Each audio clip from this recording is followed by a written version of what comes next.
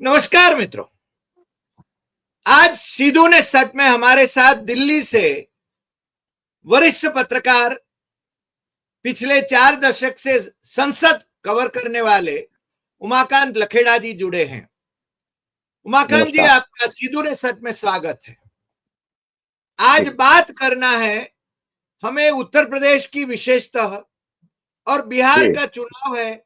आज शाम को 4 बजे डेट्स डिक्लेयर करेगा इलेक्शन कमीशन, क्योंकि प्राइम मिनिस्टर ने खैरात कर ली है, रेवड़ी बांट दी है, मुख्यमंत्री ने रेवड़ी बांट दी है, और अब वक्त आ गया है कि चुनाव की डेट्स डिक्लेयर की जाए। ये हमें यकीन था, क्योंकि कल चुनाव आयोग पूरा का पूरा बिहार में था और चुनाव आयोग तीखे सवालों से भागता है, ये भी हमने कल देखा। मगर कभी हम गाना सुनते थे, बरेली के बाजार में झुमका गिरा रे, और आजकल बरेली में क्या हो रहा है लखेड़ा साहब, क्योंकि चुनाव जब आता है हिंदू मुस्लिम शुरू हो जाता है, और यूपी में तो अक्सर ऐसा किया जाता है, कब्रिस्तान और मंदिर की बातें होती है, और ये सब क्या चल रहा है सर, आप बताएं। जी देखिए, उत्तर प्रदेश तो गुजरात के बाद या गुजरात से भी बड़ी हिंदुत्व की लेबोरेटरी बनाया गया, और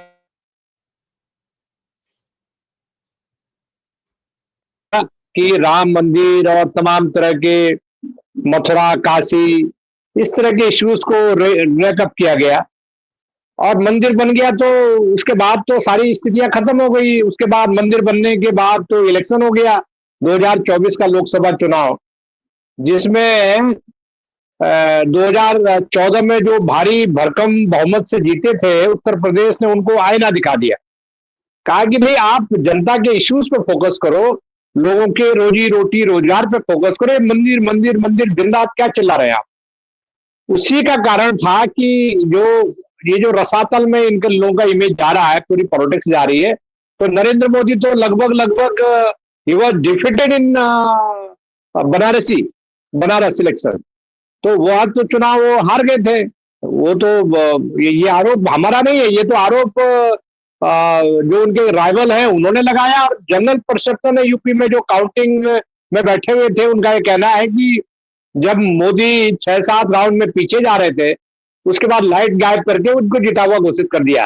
खैर ये एक अलग इश्यू है। इश्यू ये है कि उत्तर प्रदेश में देखिए, उत्तर प्रदेश में 1 साल बाद दिसंबर 2026, मतलब 1.25 साल बाद ये ड्यू हो जाएगा, वहां model code of conduct enforce हो जाएगा।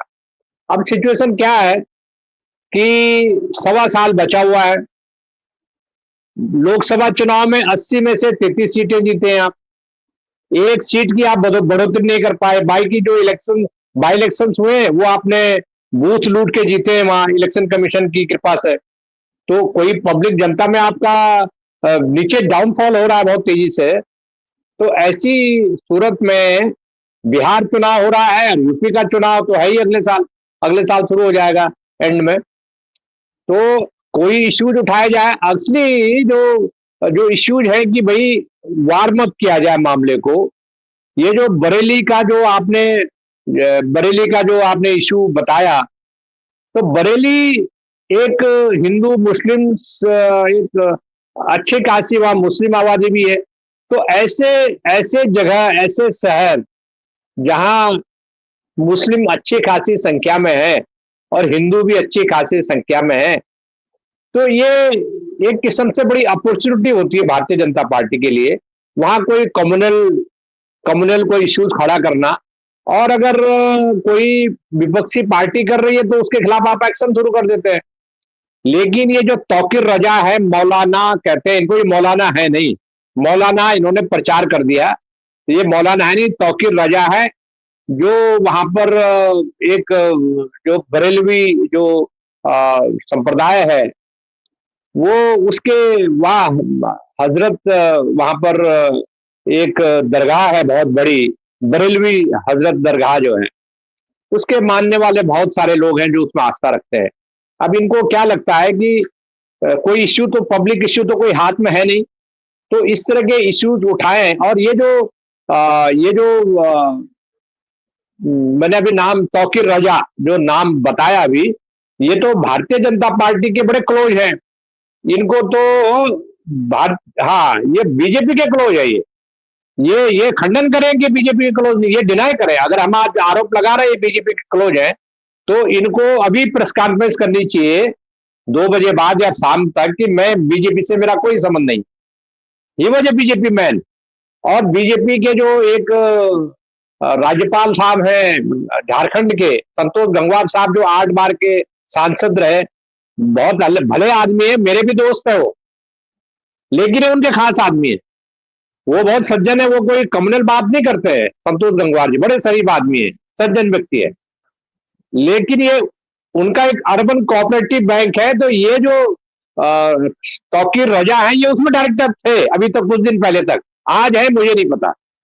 तो इसका मतलब जिसको आप अपने बैंक का डायरेक्टर बना रहे हैं, इसका मतलब वो आपका आदमी है। आप समाजवादी पार्टी का, कांग्रेस वाले को डायरेक्टर क्यों नहीं बनाते? इसके अलावा इसके अलावा बरेली, संभल और जगह जगह जहां चुनाव होते हैं, तो एक इत्तेहादे मिल्लत काउंसिल है,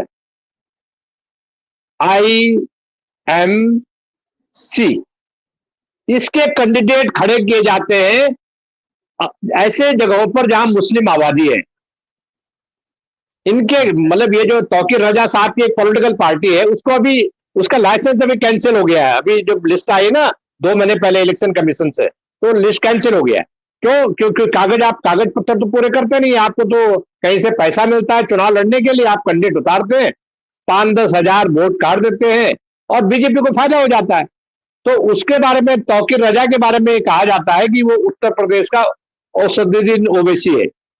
ओवैसी को वोट काटने बीजेपी भेजती है जगह जगह, तो यूपी का। और अब बड़ी मजेदार बात यह है कि ये जो तौकीर रजा है, इनकी जो पार्टी है, ये बिहार में जीतन राम मांझी की जो हम है, इंसाफ पार्टी है, जी जी, जीतन राम मांझी तो सेंटर में मिनिस्टर है, इनकी पार्टी के साथ गठबंधन है उनका बिहार में, तौकीर रजा की पार्टी का। अब अगर नहीं है गठबंधन, है तो जीतन राम मांझी प्रेस कॉन्फ्रेंस करे, कहेंगे साहब मेरा इससे कोई लेना देना नहीं है, मैं पार्टी से इसको बायकॉट करता हूं। तो सवाल यह है कि ये भीतर से सारा जाल ये है कि चुनाव नजदीक है और कम्युनल वायलेंस करने के लिए मतलब पूरी तैयारी रहती है। देखिए, मुस्लिम्स कोई पहल नहीं करते हैं। ये जो आई लव मोहम्मद, ये सब चीजें हो रही हैं, इस पर भी हम बात करेंगे अगले सवाल अगर आप पूछेंगे तो। जी सर, जैसे अभी असदुद्दीन ओवैसी भी बिहार में अभी घूम रहे हैं, तेजस्वी को चैलेंज कर रहे हैं। पिछले चुनाव में भी उन्होंने तेजस्वी को मुख्यमंत्री बनते हुए रोका था। हालांकि वो केवल 5 सीट उनको मिली थी और 5 में से 4 तो डिफेक्ट कर गए थे। मगर यूपी में भाजपा की सरकार है, लॉ एंड ऑर्डर भाजपा के पास है, और वो बुलडोजर का जो उनका एक बुलडोजर फेनोमिना है। जैसे हमारे चीफ जस्टिस विदेशों में जाकर कहते हैं कि बुलडोजर वाला जो है ना, वो कॉन्स्टिट्यूशन से संबंध नहीं रखता, और यहाँ पर वो बुलडोजर उसी वक्त चलाते हैं। तो ये chief justice of India suo motu action क्यों नहीं ले सकते हैं? देखिए डॉक्टर देसाई साहब, ऐसा है कि झगड़ा दरअसल बुलडोजर नहीं है। असली झगड़ा क्या है कि उत्तर प्रदेश में जो योगी आदित्यनाथ का जो स्ट्रॉन्ग पकड़ है, हिंदुत्व का जो फेज है, उसकी वजह से मोदी और अमित शाह सबसे बड़ी प्रॉब्लम है। अब वो उत्तर प्रदेश में इन्होंने कई बार कोशिश की पिछले 8 साल से 10 साल से पर्ची वाला सीएम बनाने की, मतलब योगी आदित्यनाथ को हटा करके उनको ऑफर किया गया कि आप दिल्ली आ जाइए, दिल्ली आकर के आप जो है यहाँ कोई भी पोस्ट ले लीजिए, मंत्री बन जाइए और यूपी में कोई नया फेस दे देंगे, ये दे देंगे, वो दे देंगे। लेकिन योगी आदित्यनाथ इनकी पकड़ में आया नहीं। योगी आदित्यनाथ ने साफ साफ इनको बोल दिया कि भैया अगर आपने मेरे को हटाने की कोशिश की तो मैं वापस अपने जो गोरखनाथ मठ है वहां चला जाऊंगा। तो और हिंदू वो जो है वाहिनी है, ये उनकी हिंदू वाहिनी युवा है। युवा हिंदू वाहिनी जो उनकी है उसको एक्टिवेट उन्होंने ऑलरेडी कर दिया है एक्टिवेट। वो सब जगह उनके नेटवर्क बना हुआ है। और इनका समस्या ये है कि ये उनकी जड़ों को हिलाने की कोशिश कर रहे हैं।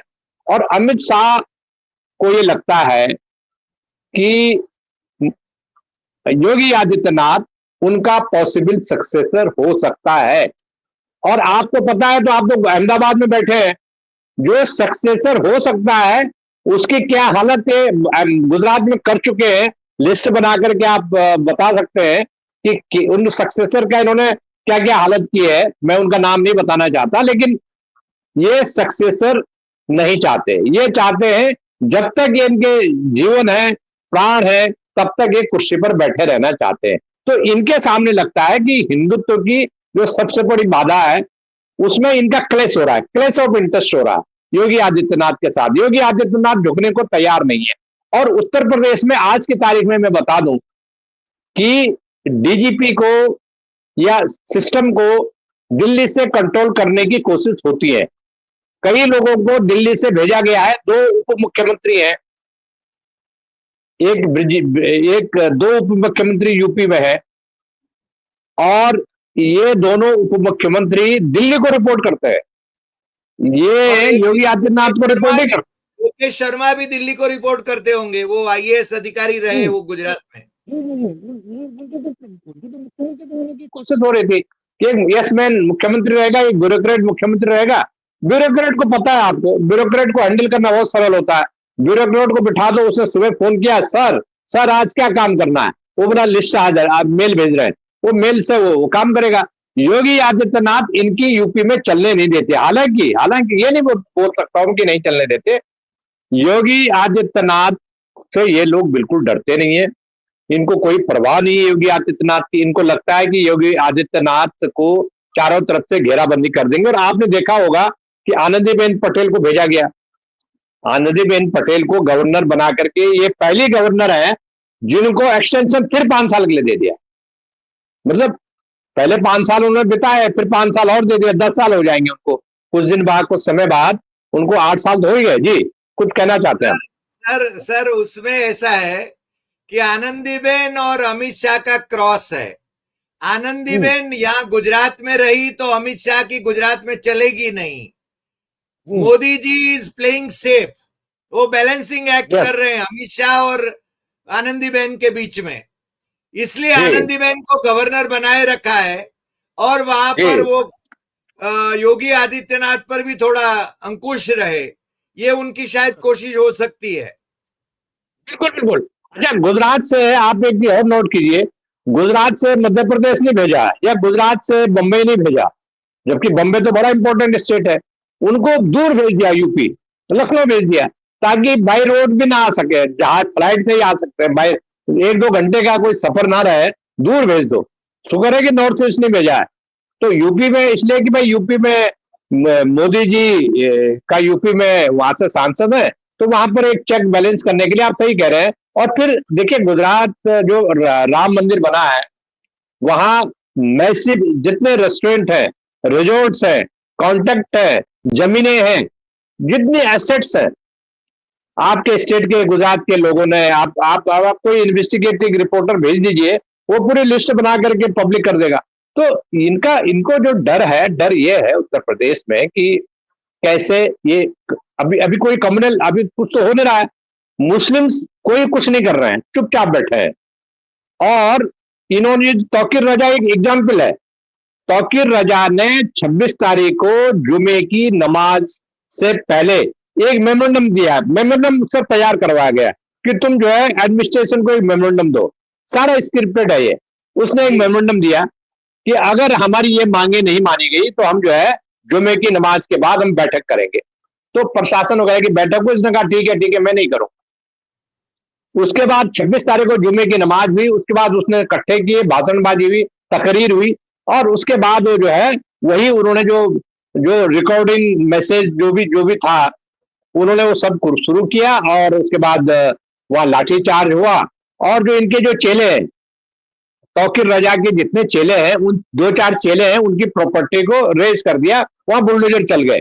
अच्छा, मजेदार बात यह है कि आप सोनम वांगचुक को, जो पर्यावरण कार्यकर्ता है, उसने वो घटनास्थल पर नहीं था, उसने कोई प्रोवोकेटिव स्टेटमेंट नहीं दिए, उसको आपने एनएसए में बंद कर दिया। तो ये जो तौकीर रजा है, ये तो मुसलमान था, इसको क्यों नहीं किया आपने? आपका आदमी है नहीं, ये इसलिए तो नहीं किया। अगर ये समाजवादी पार्टी का होता या कांग्रेस का होता तो ये वांगचुक की तरह एनएसए में बंद होकर के अहमदाबाद जेल भेज देते इसको, लेकिन नहीं भेजा। मजेदार बात यह है कि तौकीर रजा को पुलिस ने अरेस्ट किया, जेल में डाल दिया। ये अभी जेल में है जब हम बात कर रहे हैं, हो सकता है कि आज छोड़ जाए, कल छोड़ जाए जी। उसका पुलिस रिमांड नहीं लिया।